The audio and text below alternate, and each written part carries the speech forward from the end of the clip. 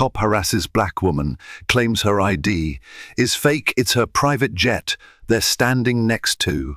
Midnight shadows stretched across the tarmac as a lone figure stepped out of a sleek black SUV.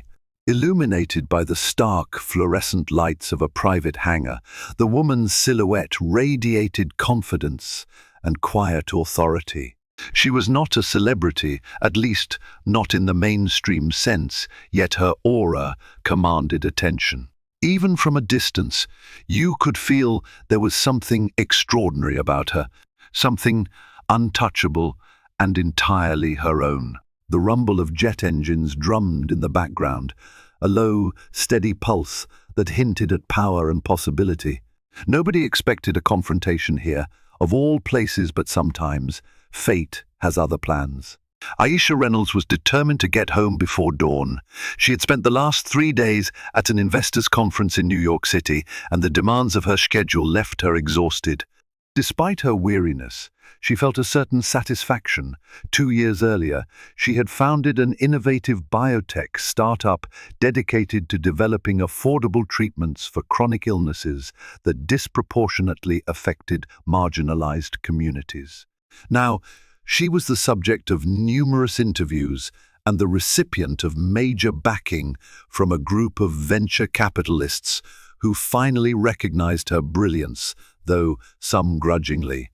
As the black SUV glided through the sparsely lit roads toward John F. Kennedy International Airport, Aisha glanced at her phone. The digital clock read 12:17 a.m. She was eager to board her private jet, an impressive Bombardier Global 7500. A gift to herself, though gift barely encompassed the significance of such a milestone. Growing up in a neighborhood teetering on the edge of neglect, she had witnessed heartbreak and shattered dreams. Yet with relentless perseverance, she studied, innovated, and built her empire. The private jet was more than a status symbol. It was proof of what determination and intelligence could accomplish. Even when society kept insisting you stay in your lane, Aisha's driver, Marcus, was one of her oldest friends. He had watched her rise from tutoring fellow high school classmates to graduating at the top of her class at Stanford on a scholarship she had fought tooth and nail to secure. They exchanged easy conversation about the past few days. Marcus teased her about the swarm of reporters who trailed her after each conference session. He recounted how the paparazzi nearly tripped over each other, swarming the SUV as she ducked inside. Exasperated yet composed, Aisha sighed, rubbing her temples. "It's part of the job now," she conceded. "So many of these interviewers think it's about my personal life, not my actual work." Marcus nodded sympathetically, keeping his eyes on the dimly lit route. "They want stories they can sensationalize. You just keep doing what you're doing. The rest will follow." Aisha offered a small smile, appreciative of his unwavering support. The SUV pulled up to a checkpoint near the private hangar. In this hush of early morning, she expected a swift check from the TSA contractors assigned to the private jet area. Yet, something about the guardhouse's bright lights made her heart skip a beat. She tried to dismiss it as travel fatigue, but an uneasy feeling settled in the pit of her stomach. Stepping out of the SUV, she was greeted by a chilly breeze that tugged at her tailored black coat. The hush of the tarmac was occasionally broken by the distant roar of a commercial airliner. Aisha handed her documents, a passport and her driver's license, to the on-duty TSA officer stationed outside the private jet gates. For a moment, she allowed her gaze to wander toward her airplane, gleaming under massive floodlights, a sleek testament to her life's work. Marcus began unloading her luggage. Usually, at this hour, everything proceeded smoothly. A quick verification of identity, scanning of items, and then a short walk to the plane's cabin. Tonight, however, the officer didn't hand her documents back immediately. Instead, he looked them over with painstaking deliberation, flipping the driver's license back and forth.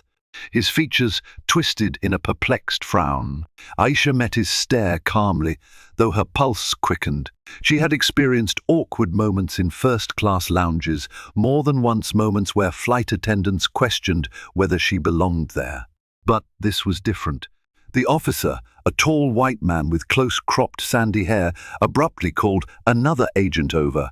Their hushed conversation seemed fraught with tension. Her exhaustion flared into annoyance. She was too tired for microaggressions or random checks. "Is there a problem?" she asked politely, trying to keep irritation from her voice. "Ma'am, we're just verifying your ID," the officer said in a clipped tone. His name tag read Caldwell. Behind him, the second TSA officer, a younger woman named Hill, studied Aisha's passport with the same suspicious expression. Their body language made Aisha's nerves thrum with apprehension. Over the years, Aisha had learned to maintain a serene composure even when confronted with blatant disrespect, but the time for polite acceptance had frayed. She was a well-known entrepreneur, a keynote speaker at some of the most exclusive conferences in the world. She had enough receipts, literal and figurative, to fill a warehouse.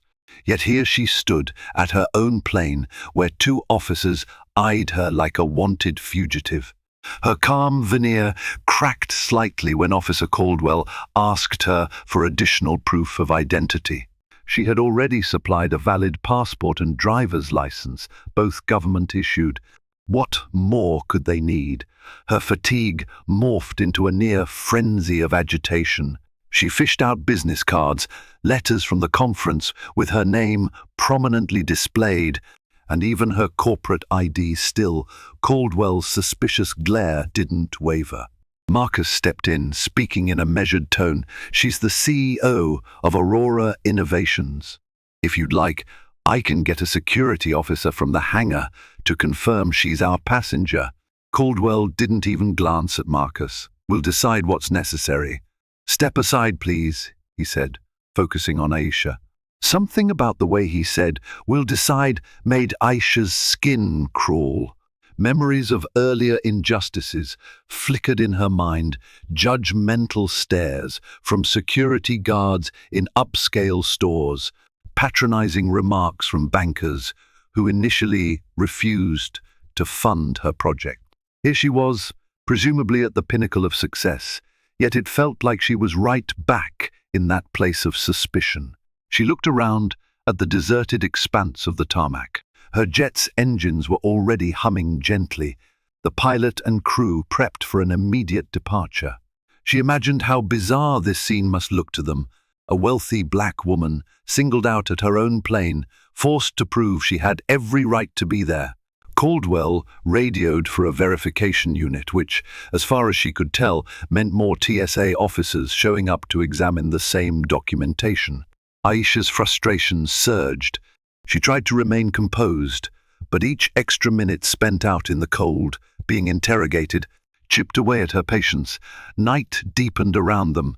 Another pair of TSA officials arrived, stepping out of a white service van with official government decals. They approached her cautiously, as though she might flee. Aisha's breath caught in her throat. It was surreal. Here she was, about to board the private jet she owned, while these officers treated her like a criminal. They scrutinized her passport again, shining flashlights on the watermark and the fine print. The older of the two new arrivals, a graying man named Officer Berry, pulled Caldwell aside. Their murmured exchange was punctuated by sidelong glances in Aisha's direction. She caught bits of their conversation. "Doesn't look right," and could be a fake. Finally, Officer Berry approached her with a matter-of-fact expression. "Ma'am, we have reason to believe that this identification is fraudulent." Aisha's heart pounded. She'd heard stories of black travelers being confronted by baseless allegations, but never imagined she'd be the star of one. "This is preposterous," she snapped before she could stop herself. "I just used the same passport 2 weeks ago in London. No one had any issues. If you have a system, run the ID." Officer Berry held his hand up, attempting a display of authority. We've tried to verify it, and our scanners flagged an inconsistency. That means we need to go through additional protocols." Her voice was unsteady with outrage. "What inconsistency?" "Let me see the report. You can't see TSA internal documents, ma'am," Caldwell interjected firmly. In a moment of frustration, Aisha realized she was trembling. Whether from anger or the nipping cold or both, she didn't know. "So you're telling me," she said through gritted teeth, "that I'm not allowed to board my plane, the plane registered in my name, because you decided my passport is suspicious?" The silence that followed was thick with tension. She glanced over at Marcus, who wore an expression of disbelief. This was beyond humiliating. Officer Berry spoke again, his tone forcibly professional. "Until this matter is resolved, we can't let you through." Aisha clenched her fists at her side. A swirl of emotions coursed through her disbelief, anger, humiliation, and, beneath it all, a gnawing sorrow that despite all her achievements, she could be reduced to a suspect at the drop of a hat. The bizarre standoff stretched on. Lights from the hangar cast elongated shadows across the group. Aisha's pilot, Captain Millstone, had ventured over to see what the commotion was. He was a middle-aged man with salt and pepper hair, ex-military, and used to chain of command procedures. His calm presence offered some relief. "Is there a problem, officer?" he asked, voice courteous but firm. "We have a flight plan filed, and this is indeed Miss Aisha Reynolds, the plane's owner." "That remains to be determined," Caldwell retorted, barely glancing at the pilot. Captain Millstone's eyes narrowed. "Her name is on the registration. I have copies of all relevant documents." Aisha felt a surge of gratitude for his intervention. The pilot had known her for a year, ever since she purchased the Bombardier. He understood the intricacies of private aviation law and had guided her through flight plans and certifications. Surely, hearing it from an ex-Air Force pilot would resolve the issue. But Caldwell and Berry appeared resolute in their suspicion. The second officer, Hill, spoke up in a halting voice, as if uncertain about contradicting her superiors. "I think we should at least check the plane's documentation. That could help confirm if Miss Reynolds is who she says she is." For a fleeting moment, Aisha thought they might be moving toward a rational resolution. Captain Millstone retrieved a folder from the cockpit containing proof of ownership, the aircraft tail number matching official records, and the flight plan with her name clearly listed as the passenger. He handed the folder to Officer Hill, who examined it meticulously, but Caldwell remained unconvinced.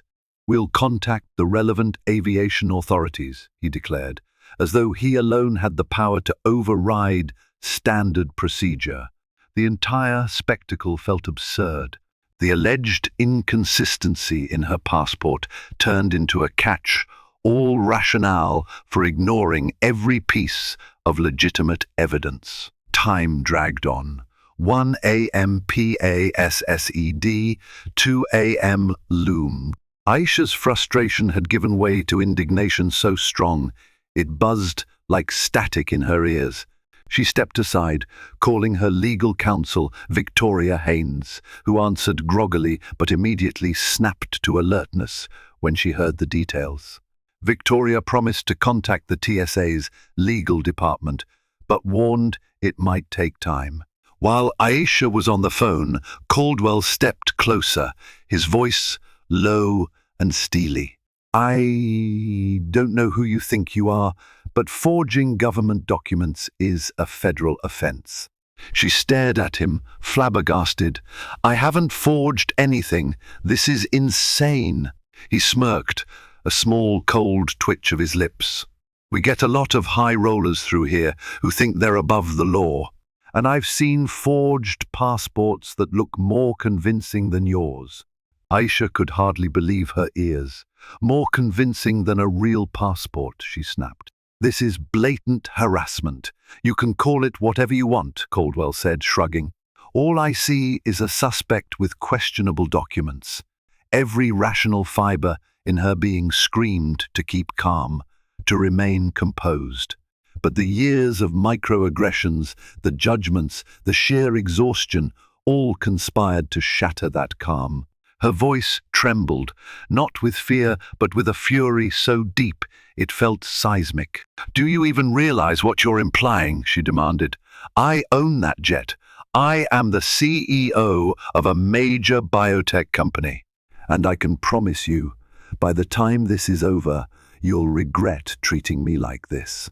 Caldwell's eyes flashed with a strange mix of annoyance and caution. He clearly didn't appreciate the threat.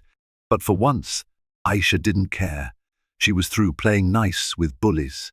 In the endless wait that followed, Aisha couldn't help recalling the countless obstacles she'd faced just to get where she was.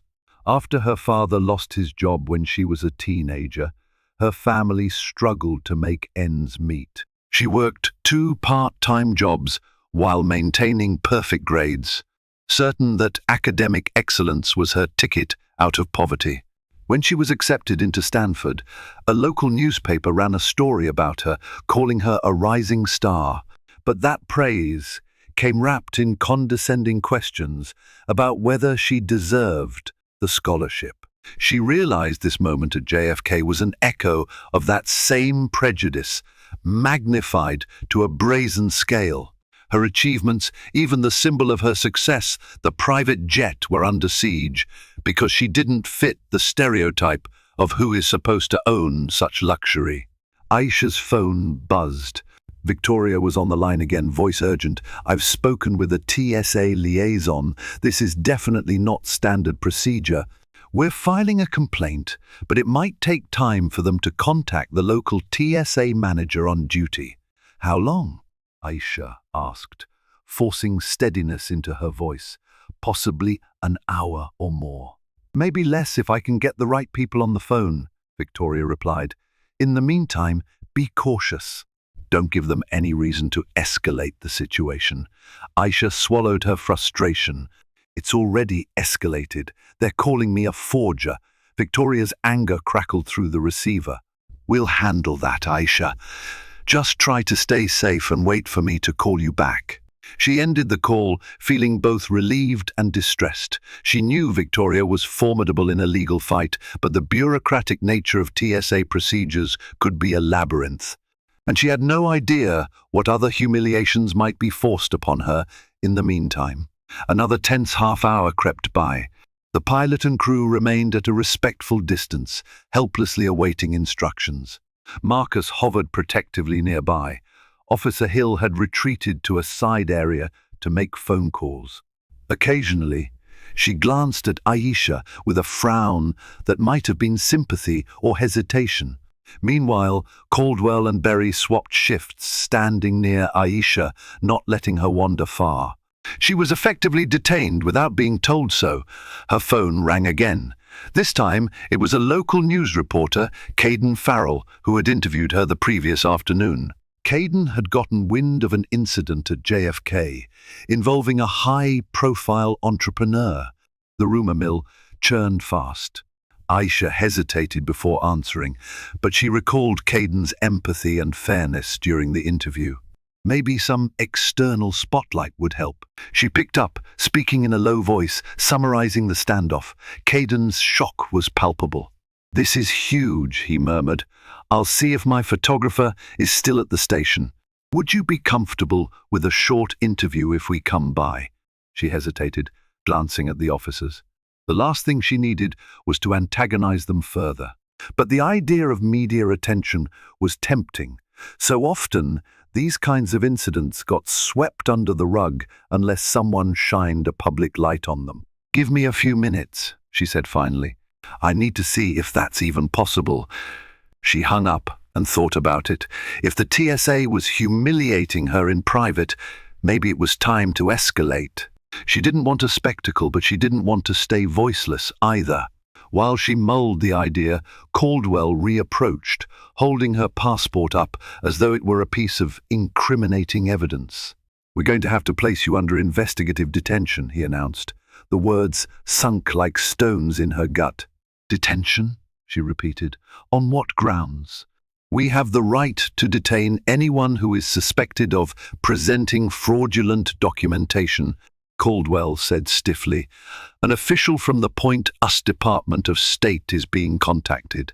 Until then, you'll be escorted to a holding area. No, she exclaimed, voice rising. That's not. She caught the adrenaline fueling her anger. This was the exact reaction Victoria warned her about. Yet how could she not react? They were turning her life into a nightmare because they refused to believe a black woman could possibly own a private jet and a legitimate passport. Marcus stepped between them, his broad frame blocking Caldwell's view. You can't just take her. She hasn't been read any rights, and you don't have probable cause. Officer Berry's expression flickered with uncertainty. We have the authority. Marcus cut him off. I know the law too. I was in the Marines. If you're arresting her, you better have a warrant or a clear set of charges. Tension soared. Caldwell's hand hovered near his holster, and Berry laid a cautionary hand on Caldwell's arm. Hill stood off to the side, looking increasingly uncomfortable. The shouting might have continued unchecked, if not for a sudden interruption, the hum of an approaching vehicle. Headlights bounced across the tarmac, and moments later, a black sedan pulled up near them. A tall black man in a sharp suit stepped out, his stride purposeful. "Miss Reynolds?" he asked in a measured, authoritative tone. Aisha looked at him with wary curiosity. "Yes." He extended a hand, showing her a business card. "My name is Joel Chambers, with the office of the TSA Ombudsman. Miss Haynes contacted our office, and I came here personally once I heard the circumstances. Let's see if we can de-escalate." Aisha almost sagged with relief. "Thank you," she managed. She shot Caldwell a pointed look, then turned back to Joel. "They're claiming my passport is fraudulent and talking about detaining me." Joel's expression tightened. He turned to Caldwell. "Officer, have you confirmed the alleged fraud with the appropriate scanners?" Caldwell bristled. "It came up with an inconsistency. That's enough reason to detain her. An inconsistency could mean anything from a minor data entry error to a scanner glitch. We have protocols for that," Joel said evenly. "Did you run the passport number through the official database? Did you cross-check her personal information?" Caldwell's jaw tightened. "We're in the process." "Then you haven't conclusively established fraud," Joel pointed out. His tone was calm yet unyielding. "While you proceed with standard checks, Miss, Reynolds should be allowed to remain in a more comfortable setting, especially given that she's the owner of that aircraft." He gestured at the Bombardier Global 7500. Berry, who seemed more amenable to reason, spoke up. "It's unusual for a single inconsistency to hold up everything. Generally, we do a second scan, or check with Customs and Border Protection, or call a supervisor to validate." Joel nodded. "Exactly. Let's do that. I've already spoken with the TSA Federal Security Director's office here at JFK. They've expedited the cross-check and should confirm the ID's validity soon." Aisha exhaled slowly. Someone was finally talking sense. Yet Caldwell's stance remained combative, arms folded across his chest. He didn't seem pleased that a higher-level official was intervening. Even with Joel's presence, tension simmered. The minutes ticked by. Aisha wanted to pace, to call Victoria again, to do something. But she sensed that any sudden movement might trigger Caldwell's hostility. So she folded her arms protectively around herself, focusing on breathing, on not letting her anger boil over. Chambers asked Berry and Hill to re-scan Aisha's passport with a mobile document reader in the service van. In the interim, Caldwell hovered close enough to eavesdrop on every word, but far enough to avoid direct confrontation. Marcus, still visibly upset, whispered to Aisha, "I hate that this is happening to you. You've worked so hard." She pressed her lips together. "Thank you. Let's hope Chambers can sort this out quickly." Despite her outward control, her mind spiraled. What if there was some bizarre system error marking her ID as invalid? Bureaucratic snaffus happened. Even so, the aggressive stance of Caldwell reeked of racial profiling. She wondered how many others, lacking resources or connections, had endured similar harassment without recourse. Eventually, Hill returned. "Miss Reynolds, we've done the second scan." Her voice was subdued, eyes flicking nervously to Caldwell. "It appears there was a data glitch. The passport is valid." Aisha's heart jolted with relief and anger. All of this for a glitch. Joel Chambers looked from Hill to Caldwell. "Officer Caldwell, do you have any further reasons to hold Miss Reynolds?" Caldwell stood stiff, resentment etched on his face. "I want to verify her driver's license too," he said stubbornly. "We need to be sure everything is consistent." Aisha pinched the bridge of her nose, fighting an urge to snap. "You just verified my passport is legitimate. Isn't that enough?" Chambers, trying to maintain professionalism, spoke gently. "Officer Caldwell, typically the passport alone is sufficient for identification. Unless you have evidence of wrongdoing, we should clear her." For a moment, it seemed Caldwell might argue further. His face was taut with frustration, almost as if he was disappointed he couldn't catch her in a lie. But Berry intervened. "Let's finalize the paperwork and let her proceed." The tension that had gripped the night slowly ebbed. Aisha saw Caldwell's glare flick briefly toward her plane. The unspoken question in his eyes was, "How dare someone like you own something so grand?" But the facts were on record now, validated by official systems. He could no longer hold her hostage to prejudice.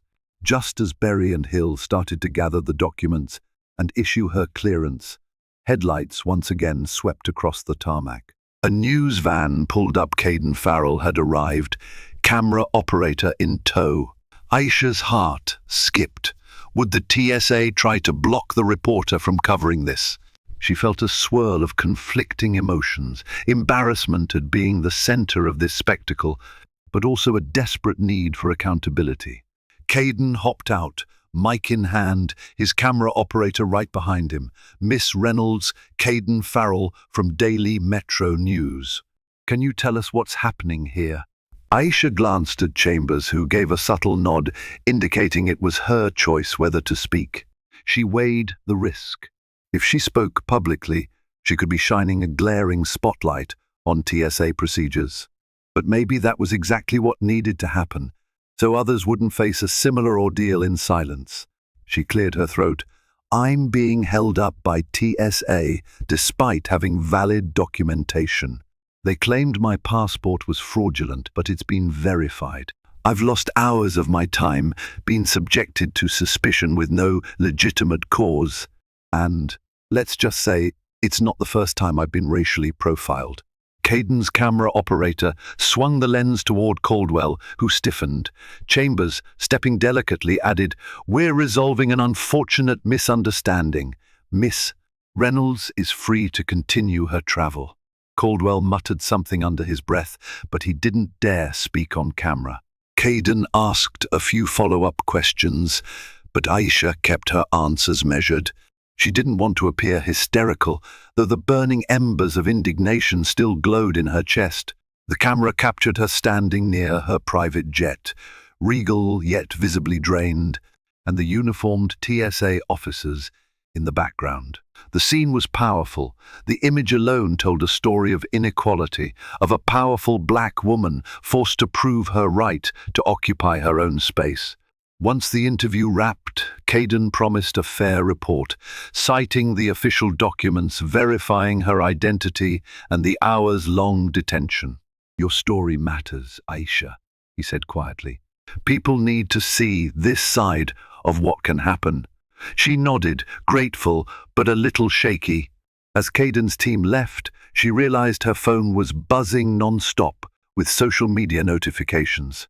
Word traveled fast somehow. The rumor of the fiasco had already spread. Although it was almost 3 in the morning, people across social platforms were wide awake, fueling a growing outrage. Clips of Caden's live stream popped up. Supporters rallied behind her, calling for TSA accountability. Others, predictably, questioned why a random check was such a big deal. Trolling comments implied she must have done something suspicious to attract scrutiny. The swirling chatter felt overwhelming, yet she recognized the potential for good.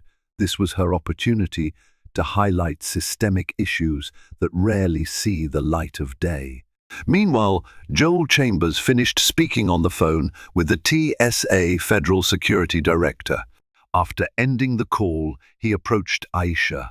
"Miss Reynolds, on behalf of the agency, I'd like to apologize for the inconvenience and distress caused by these procedural missteps.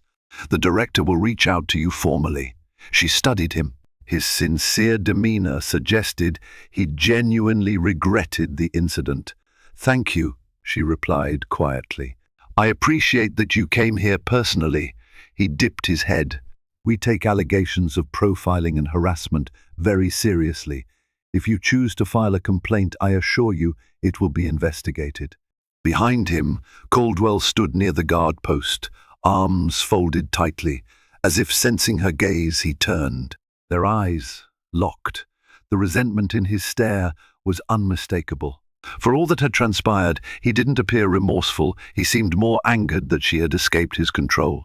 He mouthed something that looked suspiciously like, "This isn't over." A shudder rolled down Aisha's spine. She made a mental note to be vigilant. Sometimes, fights you think you've won continue behind closed doors.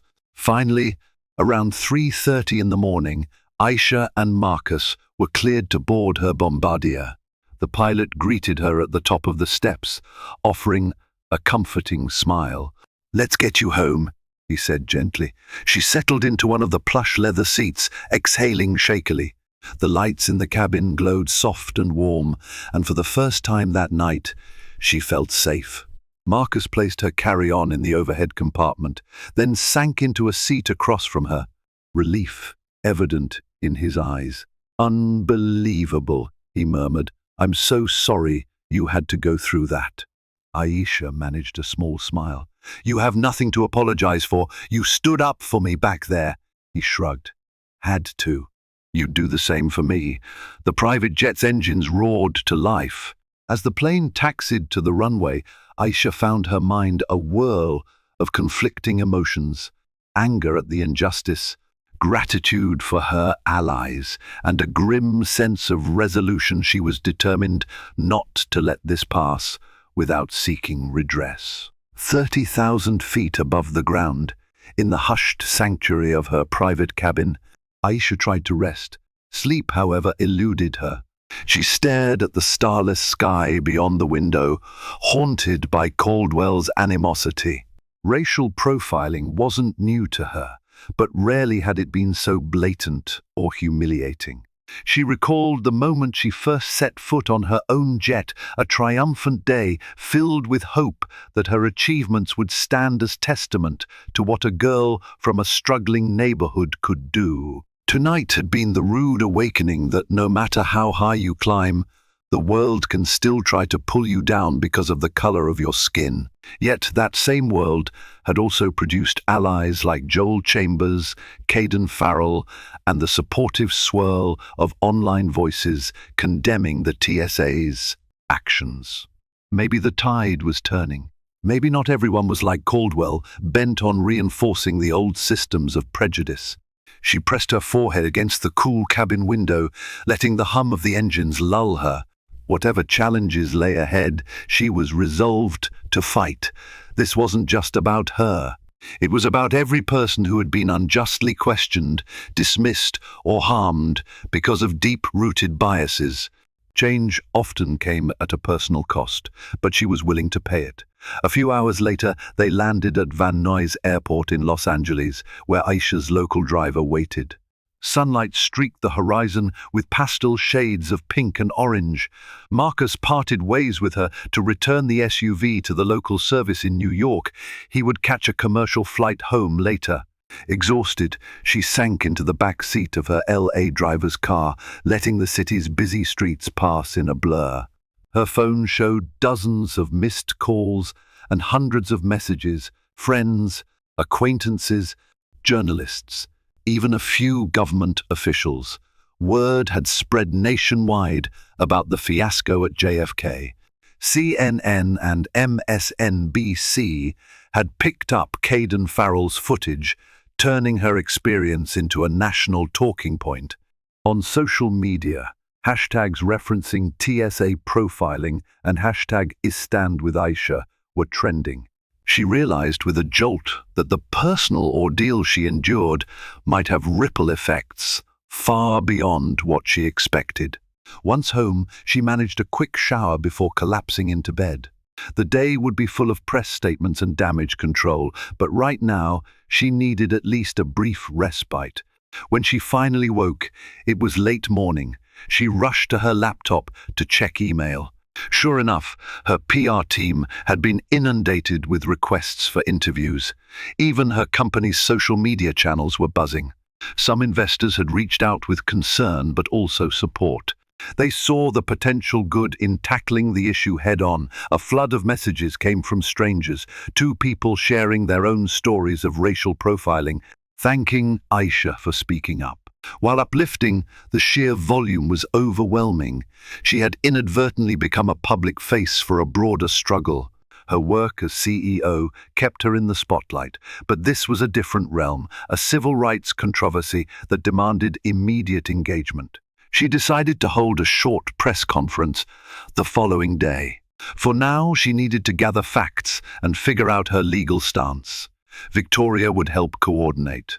The question that loomed was how best to address Caldwell's actions specifically and whether to file a formal lawsuit. That evening, the TSA released a statement acknowledging the unfortunate incident involving Miss Aisha Reynolds, citing a technical glitch in verifying her passport. The statement offered a lukewarm apology, but mostly emphasized that the TSA values diversity and takes accusations of discrimination seriously. It concluded by saying they would continue to review the events and take appropriate corrective measures if necessary. Aisha read it with a bitter taste in her mouth. The carefully worded release skirted any admission of racial bias. It was a typical bureaucratic approach, placate the public without fully owning responsibility.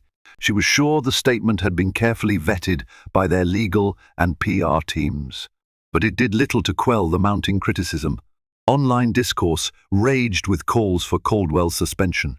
Others questioned whether standard training or oversight was enough to prevent such incidents. This was no longer just about Aisha's ordeal. It had grown into a broader debate on systemic profiling and TSA authority. In the middle of this media storm, Aisha received an unexpected package at her home. It was a plain envelope containing printouts of emails allegedly exchanged within the TSA. Some lines were redacted, but it was clear that at least one of the officers had singled her out before verifying her ID, was flagged something about a suspicious individual by the private hangar. She felt a chill reading it. The language hinted that the suspicion was pegged to her the moment they saw her. The private hangar side of the airport usually caters to wealthy travelers, and the unspoken question was, why did they assume a successful black woman was automatically suspicious? No sender name was on the envelope. A whistleblower? Possibly. She forwarded it all to Victoria.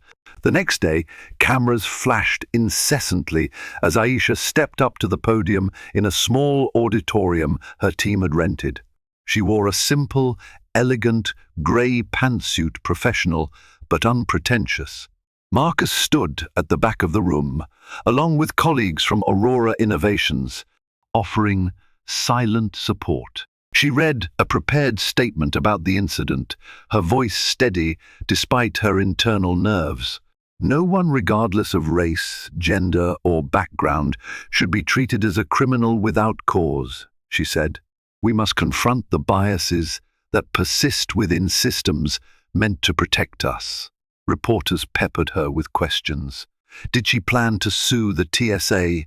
Would she call for Caldwell's dismissal? Aisha answered carefully. She explained she was exploring legal options, and while she demanded accountability, Her focus was on ensuring sweeping changes so that future travelers wouldn't face the same fate. Her concluding remarks were a call to action. It's not enough for agencies to issue apologies.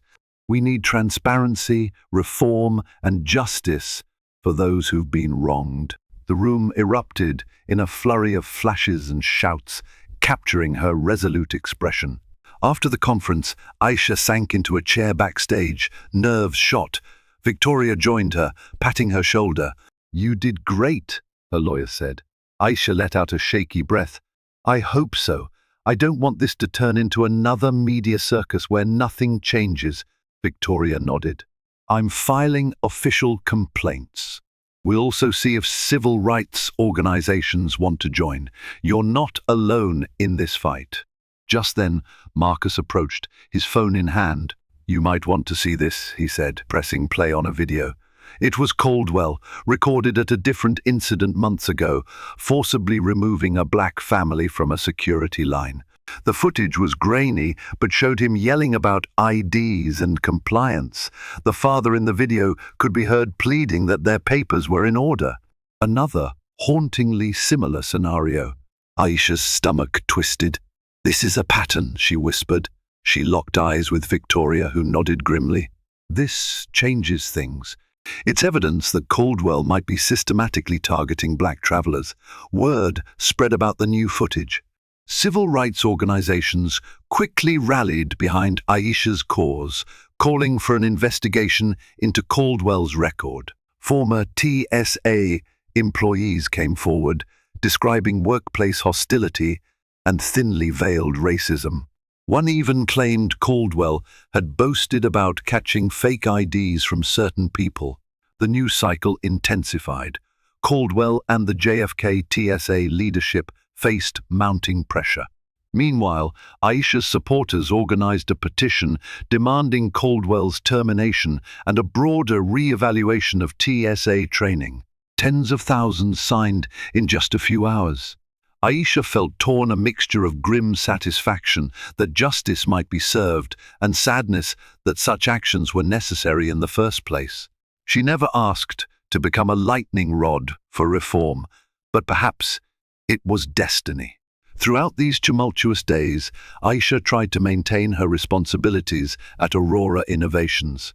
The company had critical partnerships and a major product launch on the horizon, but her phone never stopped buzzing.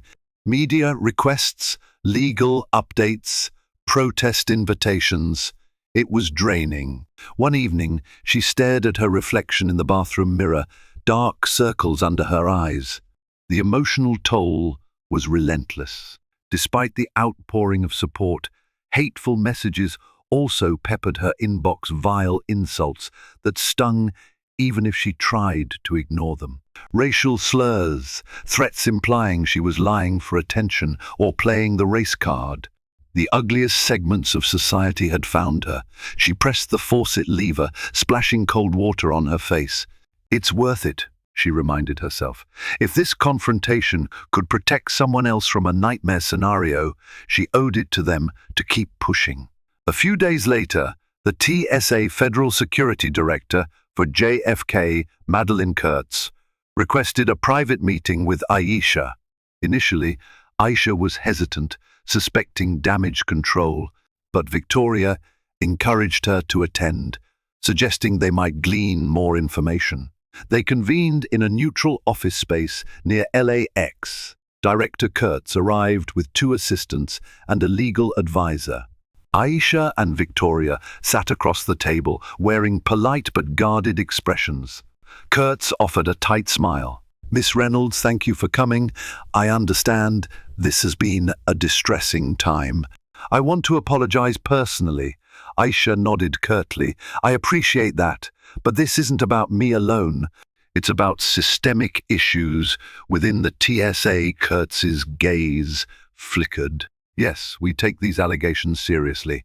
Officer Caldwell has been placed on administrative leave pending an internal investigation." Aisha's breath caught at the confirmation. "And the others involved? They're cooperating with the inquiry." "We also plan to roll out additional training protocols for our personnel," Kurtz said. leaning forward slightly, as if to convey earnestness. "We don't want a repeat of what happened." Victoria's voice held a note of skepticism. "Training is fine, but we also need accountability. This can't be resolved simply by shifting blame onto a few bad apples." Kurtz exhaled. "Agreed. We're open to discussing how to ensure deeper institutional changes." Aisha spoke up. "Then let's start by acknowledging we have a larger problem than just Caldwell. There are cultural and procedural flaws that enable such harassment." Kurtz nodded, scribbling notes. "Would you be interested in consulting on the reforms? Your perspective could help shape policy." The offer surprised Aisha. She glanced at Victoria, who gave a cautious nod. "I'd be open to it," she said slowly, "on the condition that it's a genuine partnership, not a PR stunt." A faint smile tugged at Kurtz's lips. "Understood. We'll provide official proposals soon." Despite these gestures, the legal aspect pressed on. Victoria filed a civil rights complaint against TSA, naming Caldwell specifically for racial discrimination. Other travelers with similar stories joined the complaint. Within weeks, it took shape as a class action lawsuit. The Department of Justice announced it would investigate, putting additional heat on the agency to enact real reforms.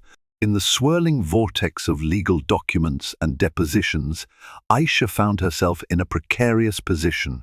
She believed in constructive dialogue, like the meeting with Director Kurtz, but also recognized that lawsuits might be the only tool powerful enough to force lasting institutional change. Amid all this, an unexpected figure reached out, a man named Daniel Brooks, who had once worked with Aisha on a philanthropic project during her early days of running Aurora Innovations. He was now the Assistant Secretary for Civil Rights in a federal agency. They arranged a phone call. "Aisha," Daniel began warmly, "it's been too long, though I wish the circumstances were better. I've been following your situation. I'm in a position to help push policy changes at a federal level if you're interested in giving input." Her heart skipped. "Daniel, that's incredible.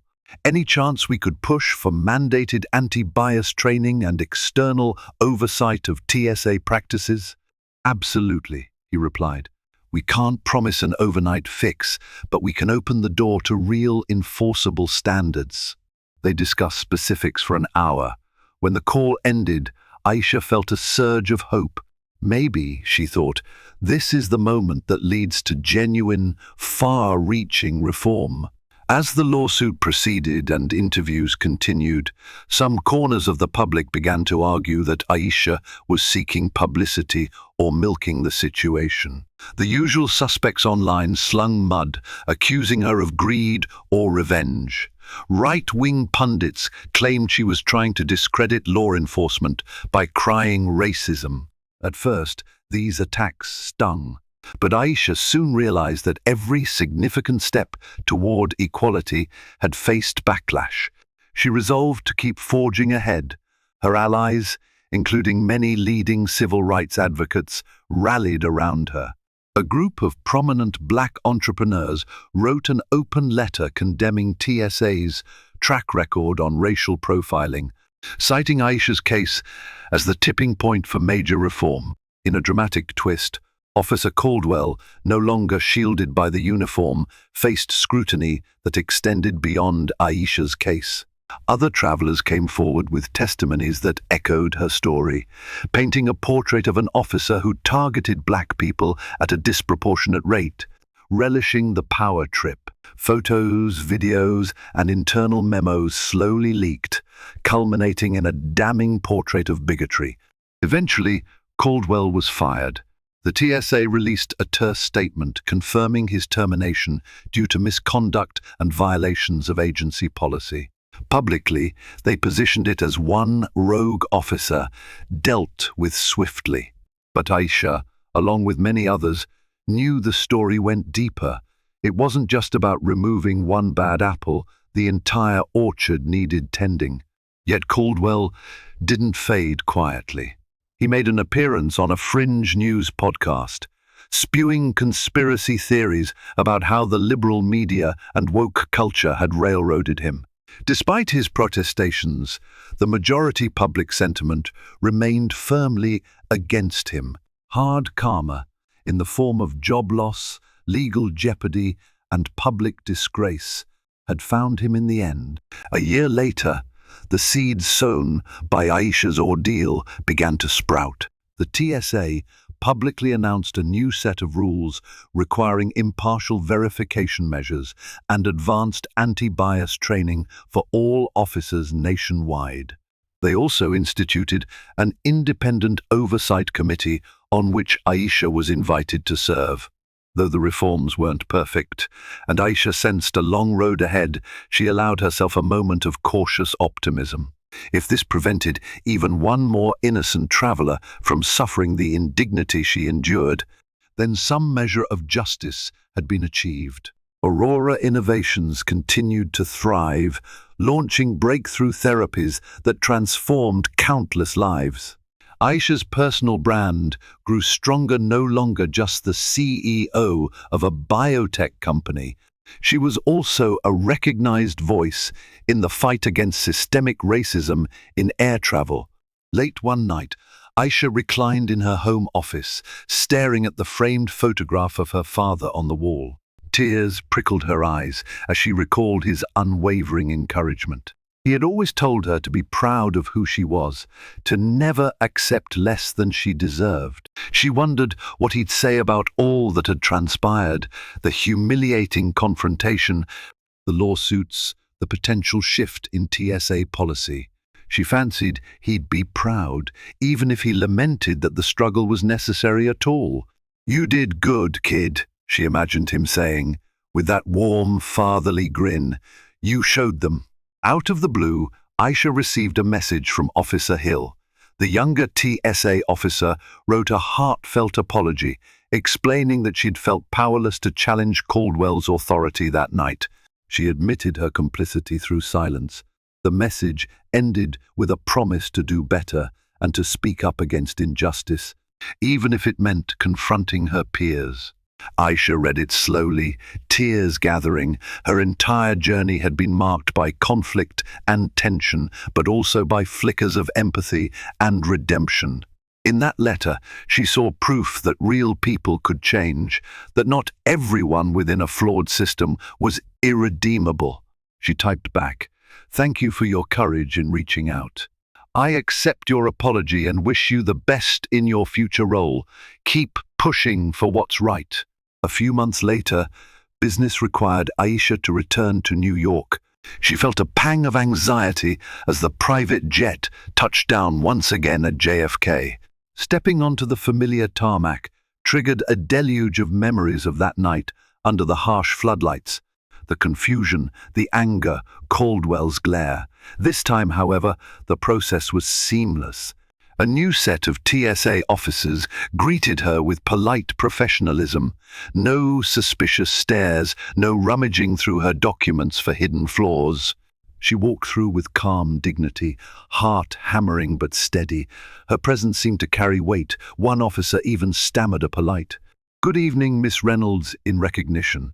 At the hangar door, she paused to gaze at the spot where Caldwell had stood, brandishing her passport like a weapon. It felt surreal to realize how much had changed since then, both inside her and in the broader system. The circle was unbroken. She had come back, not as a victim, but as a survivor, advocate, and agent of change.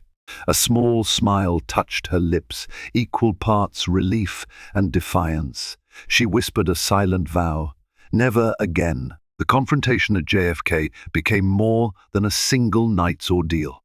It was the spark that ignited a far-reaching conversation about racial bias, abuse of power, and the courage it takes to stand firm against injustice. From that charged moment on the tarmac to the sweeping reforms that followed, Aisha's story captured the public imagination, showing us that true progress is forged through resilience and determined action. Her journey stands as a testament that even a single voice, unafraid to speak truth to power, can expose systemic flaws and demand meaningful change. Now, I invite you to be part of this continuing story. If Aisha's battle inspires you to challenge prejudice wherever you see it, then share this video. Spread the word so that more voices come forward to insist on dignity and fairness for all. Don't forget to like this video, subscribe, and join our community committed to justice. Together, we can move the world forward one voice at a time.